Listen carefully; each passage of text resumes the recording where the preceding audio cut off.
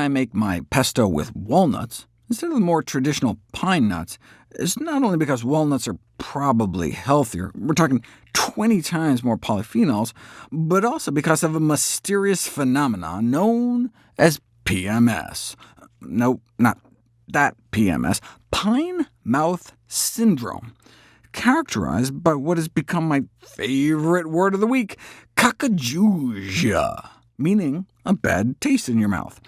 You can get it from heavy metal toxicity, seafood toxins, certain nutritional and neurological disorders, or from eating the wrong kind of pine nuts, termed pine mouth by the public. A few days after eating pine nuts, you get this persistent metallic or bitter taste in your mouth that can last for weeks. Thousands of cases have been reported. Raw versus cooked pine nuts doesn't seem to matter.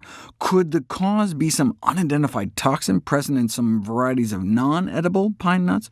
Out of more than 100 different kinds of pine trees, the nuts of only about 30 are considered to be edible. So pine nut samples from stricken consumers were analyzed, and indeed, they all contain nuts from Chinese white pine, which is not reported to be edible. That tree is typically only used for lumber. These are the good ones. These are the bad ones. It's like a game. Good, bad, good, good. You don't know it's the Chinese white pine nuts, though, until you put it to the test.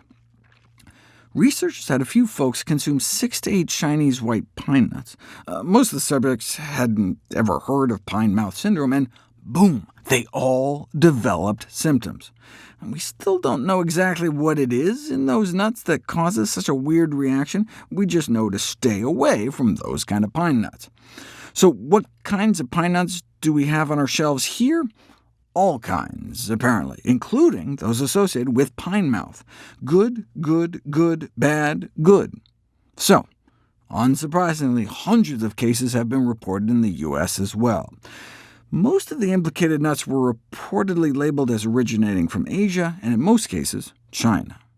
Europe actually did something about it and demanded China stop sending them toxic nuts, which they did in 2011. And this export restriction likely resulted in less being imported into the U.S. as well, given the decline in cases going into 2012. Rare cases still happen, though, as evidenced by an active Facebook group entitled "Damn You, Pine Nuts." The primary reason I made this video is just to allay fear should this ever happen to you. Although there are no proven therapies, pine mouth syndrome appears to be benign and just goes away on its own.